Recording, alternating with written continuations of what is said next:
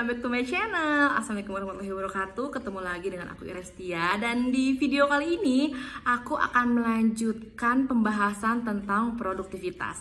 Jadi buat teman-teman semuanya yang sebelumnya nonton video aku, kemarin itu aku ngebahas perbedaan antara sibuk dan produktivitas. Dan disitu aku ngasih tips kebiasaan apa aja sih yang harus kita hindari biar kita bisa tetap produktif. Dan di video kali ini aku akan membahas lebih detail, yaitu bagaimana tipsnya. Jadi di sini aku akan share kebiasaan apa aja sih yang harus kita rutinkan agar kita bisa menjaga produktivitas kita. Oke, check it out.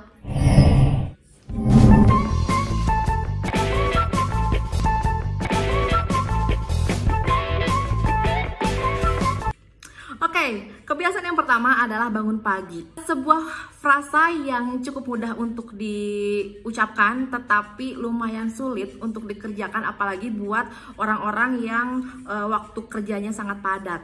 Di sini kita nggak bicara hanya sekadar tentang bangun pagi, kita harus bangun pagi jam 4, jam 5 subuh, tetapi lebih kepada bagaimana kita bisa bangun pagi, tetapi tidur kita cukup dan berkualitas. Karena kalau misalnya kita tidur jam 12 malam, jam 1 malam, tapi kita juga bisa bangun pagi jam 4, jam 5 subuh, itu pun sebenarnya kurang bagus untuk kesehatan kita. Jadi pastikan teman-teman memiliki waktu tidur yang cukup dan berkualitas, dan kita biasakan untuk bangun sekitar pukul 4 pagi. Kenapa? Karena menurut penelitian, udara yang kita hirup pada saat dini hari sekitar jam 3, jam 4 itu adalah udara terbaik yang dimiliki oleh bumi kita, yang dapat membuat hormon kita menjadi aktif.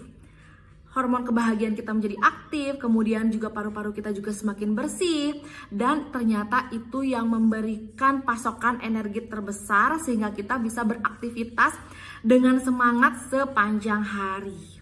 Jadi pasti itu akan sulit di awal ketika bangun, kemudian kita masih mager, rasanya ingin tidur lagi. Yuk kita sekarang bangun pagi, kemudian juga kita bisa sebelum sholat subuh itu kita bisa sholat malam. Di situ kita akan rasakan deh hirup udara pagi di situ, dan kita akan rasakan sendiri perbedaannya dibandingkan kita bangun di atas jam 5 pagi gitu. Dan kalau misalnya kalian sempat juga, kalian bisa sempatkan olahraga sebentar sekitar 10-15 menit untuk perenggangan aja, dan kalian bisa rasakan perbedaannya ketika kalian tidak bangun pagi, tidak berolahraga, dibandingkan dengan kalian bangun jam 4 pagi, kemudian luangkan waktu untuk berolahraga, kemudian kalian bisa beraktivitas seperti biasa.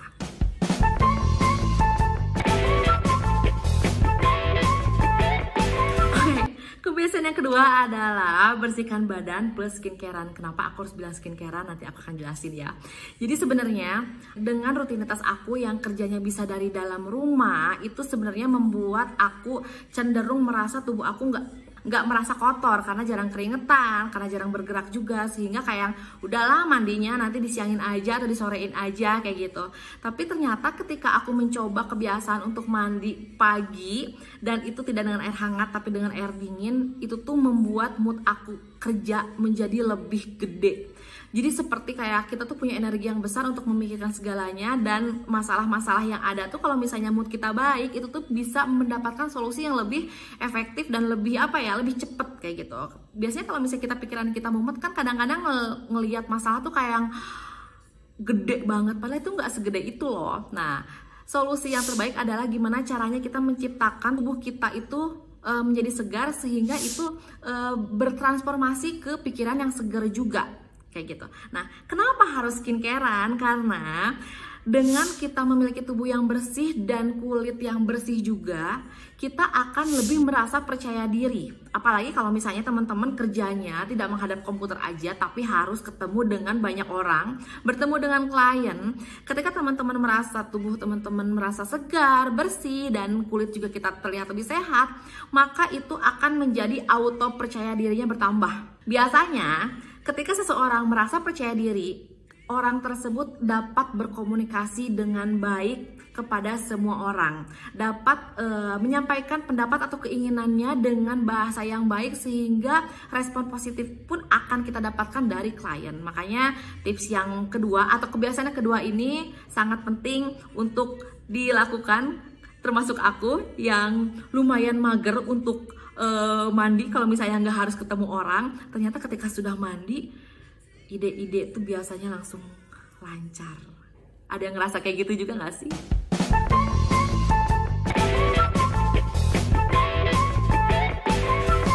Oke, masuk ke kebiasaan ketiga, dan sekarang adalah kebiasaan yang berhubungan dengan pekerjaan itu sendiri, yaitu disiplin eksekusi terhadap pekerjaan atau deadline yang sudah kita tuliskan. Jadi di video sebelumnya itu aku udah ngasih tahu sama teman-teman semuanya tips dan triks gimana caranya kita bisa memilih pekerjaan yang urgent sampai nggak urgent, pekerjaan yang memang harus dikerjakan sekarang atau dikerjakan di minggu depan, dan pekerjaan yang memang harus kita kerjakan sendiri atau bisa didelegasikan ke orang lain. Jadi harus cek di video sebelumnya. Nah, singkat cerita adalah ketika kita sudah punya list pekerjaan apa aja yang harus kita lakukan, maka kita harus komit untuk menyelesaikannya sesuai dengan apa yang kita tulis. Tetapi kita harus harus sadar diri untuk tidak menuliskan terlalu banyak goals di satu hari itu agar kita tidak stres terhadap deadline yang akan datang. Nah, di situ aku sempat bilang sih di video sebelumnya bahwa cukup kita tuliskan 2-3 deadline per harinya untuk kita selesaikan dengan maksimal dan perfect.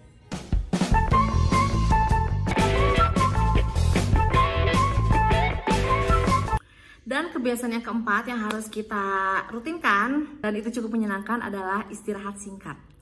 Jadi kalau misalnya sekitar jam 10-11 itu adalah masa-masa kita mulai otak kita mulai penat banget, tapi jam istirahat masih ada 1-2 jam lagi, maka itu saatnya kalian untuk istirahat sejenak.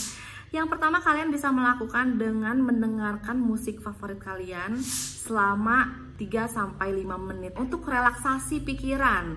Kalau misalnya teman-teman suka yoga, mungkin bisa berdiam dulu sejenak, menutup mata sambil rileks, mendengarkan musik yang kita suka atau musik klasik tanpa suara yang akan membuat teman-teman menjadi tenang dan rileks. Nah, apalagi buat teman-teman yang kerjanya harus di depan komputer, maka biasakan untuk menutup mata selama sekitar 30-60 detik setiap 1 jam sekali. Biar apa? Biar mata kita nggak lelah. Ketika mata kita sudah mulai merasa lelah, udah kayak gitu, otak kita udah merasa penat, maka semua pekerjaan akan terasa membosankan. Ide-ide akan stop, kita akan merasa bosan, dan akhirnya kita bisa mengerjakan pekerjaan yang sebenarnya ketika mood kita bagus dikerjakan dalam 1 jam, tapi karena mumet bisa jadi 2 atau 3 jam. Dan itu sangat-sangat gak produktif. Jadi pentingnya istirahat singkat dilakukan untuk membuat mood kita tetap terjaga. Nah, kemudian ketika kita sudah masuk jam istirahat nih, nah biasanya kalian kan waktunya untuk makan siang, waktunya untuk sholat, dan itu bisa kalian gunakan ketika kita berwudu itu muka kita, bagian tertentu badan kita itu kan terkena air dingin yang lebih menyegarkan. Apalagi ketika kita sudah sholat dan berdoa, hati kita juga biasanya lebih tenang, dan itu adalah relaksasi yang terbaik apalagi buat kita umat muslim. Dan buat non muslim pun sebenarnya dikenal dengan relaksasi batin. Berdoa kepada Tuhan itu menjadi obat penenang yang paling mujarab untuk membuat tingkat stres kita menurun. Nah, terus juga teman-teman bisa mempergunakan waktu istirahat dengan tidur siang sebanyak 30 menit aja paling banyak. Kenapa? Karena kalau misalnya kita sebagai umat muslim, aku sering gak dengar sih kebiasaan Rasul itu adalah tidur siang selama 30 menit. Cukup singkat tetapi berkualitas. Tujuannya adalah untuk menyegarkan kembali otak kita yang penat sehingga kita bangun dalam keadaan segar untuk bisa bekerja kembali sampai di sore hari. Dan itu teman-teman bisa coba kebiasaan itu untuk dijalankan, tetapi memang awal-awal buat orang yang terbiasa tidur siang selama 30 menit mungkin agak pusing ya. Tapi kalau misalnya ternyata sudah terbiasa, selama tidur kita berkualitas, ingat ya, tidur kita berkualitas, ternyata tidur siang 30 menit itu sudah sangat cukup kalau buat aku mericas kembali mata yang penat, otak yang lelah, mood kita yang berantakan, itu udah cukup banget. Wajib dicobain sih.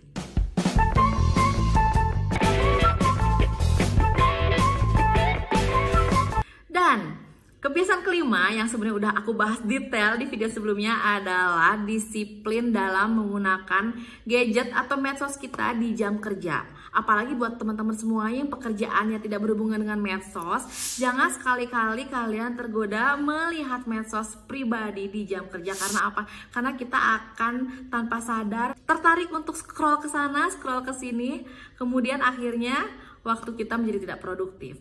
Dan kita juga bisa mematikan notifikasi handphone di jam kerja agar ya lagi-lagi kita tidak tergiur untuk melihat si anu, si ini WhatsApp apa, atau ternyata YouTuber kesayangan kita mengupload video apa. Jadi matikan notifikasi dan hindari penggunaan medsos di jam kerja, gadget kita yang tidak berhubungan dengan pekerjaan di jam kerja. Jadi disiplin waktu di saat kerja itu ternyata membuat kita jauh lebih produktif pada saat kita bekerja. Lalu gimana solusinya kalau kita tetap ingin bermedsos? Kita harus membiasakan diri kita untuk memiliki quality time dengan medsos kita di jam-jam tertentu yang sudah kita tentukan sendiri sesuai dengan ritme pekerjaan kita. Misalnya, saya pengen bermedsos selama 1 jam sebelum masuk kerja, jadi jam 7 sampai jam 8 misalnya gitu, ketika saya sambil duduk di perjalanan gitu. Atau saya akan melakukan medsos untuk diri saya sendiri pribadi ketika anak-anak sudah tidur, sekitar jam 8 sampai jam 9 malam atau jam 9 sampai jam 10. Nah, itu bisa teman-teman lakukan. Jadi teman-teman juga bisa lebih mendisiplinkan agar oke, saya punya waktu nih 1 jam untuk berscrolling ria gitu kan. Melihat kepo sana sini, tetapi tetap di batas waktu, dan itu sangat berpengaruh terhadap jam tidur teman-teman juga. Jadi kalau misalnya teman-teman nih, dulu saya pernah jadi merasa insomnia ketika saya melihat medsos itu sebelum tidur. Pertama, jadi kebablasan karena merasa bahwa sudah pekerjaan saya sudah beres nih, saya bisa bermedsos. Tetapi dampak buruknya kalau buat saya sendiri adalah saya jadi lebih susah tidur karena mata saya terus-terusan melihat cahaya yang cukup terang. Jadi saya alihkan waktu saya medsos itu adalah ketika saya bangun, kemudian udah beres-beres semuanya, tetapi belum masuk jam kerja, dan disitulah saya bermedsos. Jadi saya akan rela untuk menghentikan itu karena kita memang harus bekerja dibandingkan ketika saya bermedsos di malam hari. Tapi balik lagi, itu tergantung dari teman-teman semuanya.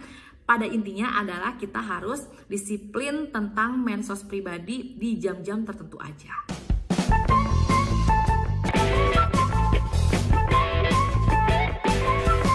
Lanjut, kebiasaan yang keenam yang gak kalah penting adalah saya selalu membiasakan untuk membawa notes, buku kecil ketika yang bisa saya gunakan ketika tiba-tiba ide muncul, karena kita tidak pernah tahu kapan ide brilian muncul. Belum tentu loh ketika kita di jam kerja kemudian kita memikirkan ide seperti apa ya yang harus saya jalankan untuk mengeksekusi rencana ini. Terkadang ide itu nggak muncul meskipun sudah di jam kerja dan saya merasa saya sangat produktif hari itu. Seringkali tiba-tiba ide itu muncul ketika saya lagi dandan, ketika saya lagi main sama anak, ketika saya lagi nongkrong sama suami di kafe, dan itu tidak ada hubungan sama pekerjaan, tapi tiba-tiba aku punya ide ini loh. Sering gak sih kalian merasa ide itu bisa muncul kapan aja di waktu yang kadang-kadang nggak tepat? Nah, disitulah aku selalu bawa notes. Kadang aku tulis di handphone atau aku selalu tulis di buku catatan karena aku tipikal orang yang lebih senang menulis langsung dibandingkan dengan mengetik seperti ini. Jadi kemana-mana aku harus bawa 1-2 buku, semua catatan-catatan yang sebenarnya berantakan, tetapi ketika di jam kerja itu gunanya buat apa? Ketika nanti di jam kerja dan aku membutuhkan ide-ide, aku akan membuka kembali notes yang pernah aku tulis. Jangan-jangan ada 1-2 ide yang aku tuliskan yang berhubungan dengan planning aku saat ini, dan itu sering kejadian. Nah, tetapi biar kita tidak tidak terjerumus untuk membaca semua ide itu lagi ketika kita lagi membutuhkan ide, maka setiap kita menuliskan ide, teman-teman harus menuliskan tambahan estimasi waktu. Kapan sih ide ini bisa dipergunakan? Jadi kita ketika baca ide-ide kita yang udah kita tulis sebelumnya, kita tahu, oh ini bukan saat sekarang, oh ini buat nanti ya, oke jangan dulu dipikirkan, seperti itu. Jadi membantu kita untuk lebih memfilter ide mana yang terpakai pada kondisi tertentu.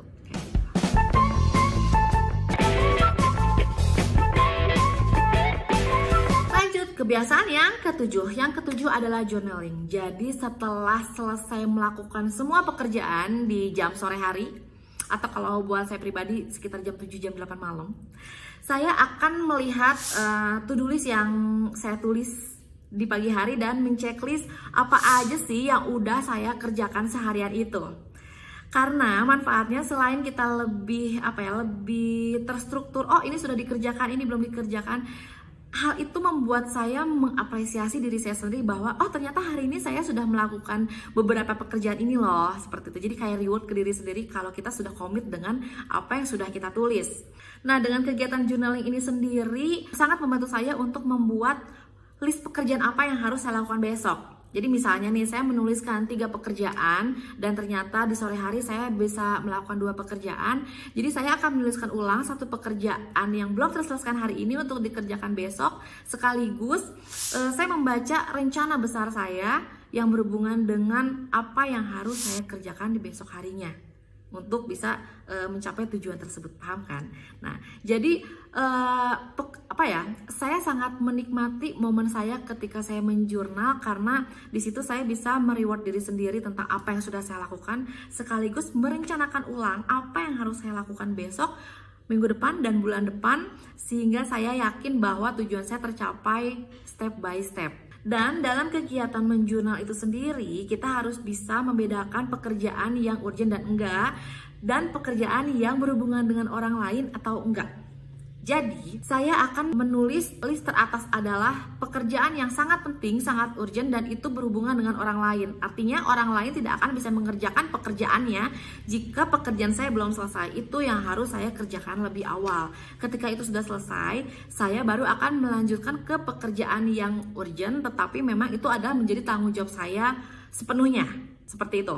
Jangan sampai pekerjaan pribadi kita selesai, tetapi pekerjaan yang berhubungan dengan orang lain nggak selesai, sehingga kita menjadi menghambat pekerjaan teman sejawat kita.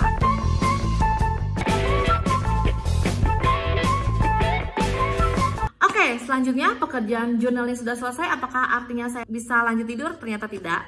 Karena saya akan meluangkan waktu sekitar 30 menit lagi untuk mereview dan evaluasi terhadap pekerjaan yang saya lakukan.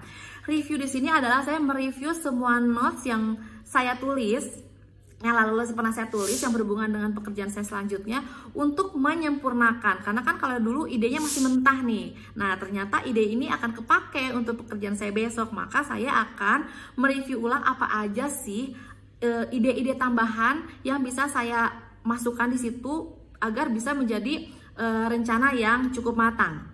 Kemudian lanjut ke evaluasi, mengevaluasi pekerjaan yang udah saya lakukan, kemudian melihat sebenarnya ini sudah sempurna belum di mata saya. Kalau belum sempurna, apa sih yang harus saya lakukan di next step ketika ternyata pekerjaan ini muncul kembali, agar pekerjaan saya menjadi lebih bagus dibandingkan dengan yang terdahulu. Sekitar 15 menit sampai 30 menit udah sangat cukup. Dan lanjut ke kebiasaan yang terakhir, apa itu?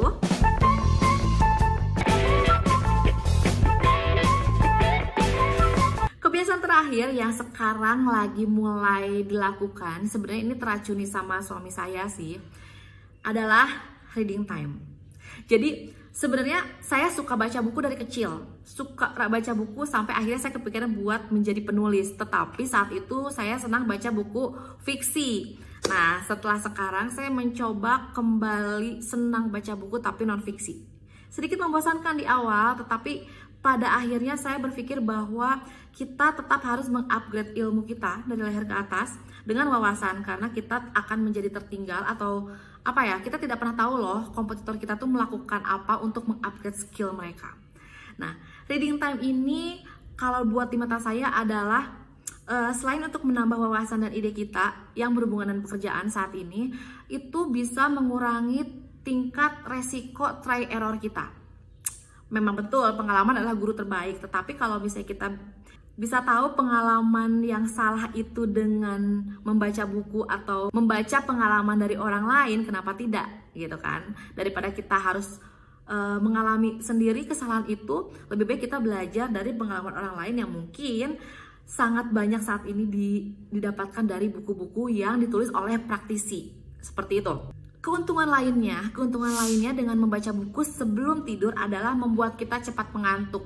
Dibandingkan dengan menghabiskan waktu melihat layar handphone, yang malah ujung-ujungnya membuat saya sulit untuk tidur, ternyata membaca buku justru membuat saya lebih mudah tertidur. Jadi sekarang ditukar ketika jadwal bermedsos di pagi hari, maka saya mengganti malam harinya dengan reading time itu sendiri. Jadi itu adalah kebiasaan yang sekarang berusaha saya rutinkan, meskipun jujur aja terkadang nggak konsisten, tetapi saya yakin bahwa setiap kebiasaan baik yang saya lakukan ini sangat menunjang terhadap produktivitas kita. Meskipun tidak bisa 9 kebiasaan ini saya lakukan benar-benar konsisten, tetapi saya merasa bahwa dengan komitmen saya untuk membuat kebiasaan ini menjadi rutin, saya percaya semakin kedepannya mudah-mudahan tingkat produktivitasnya semakin meningkat. Dan semoga ini juga bermanfaat buat teman-teman semuanya. Nggak perlu harus semuanya dilakukan, cukup yang sesuai dengan kemampuan aja sekarang. Setidaknya kita berusaha untuk membuat hidup kita menjadi lebih produktif. Oke, dan sekian dulu video kita kali ini, semoga bermanfaat dan sampai ketemu di video selanjutnya. Buat teman-teman semuanya jangan lupa like, share, subscribe karena teman-teman akan sering mendapatkan notifikasi tentang video-video yang berhubungan dengan bisnis online, produktivitas, atau mengelola keuangan. Jadi sampai ketemu di video selanjutnya. Assalamualaikum warahmatullahi wabarakatuh. Bye-bye.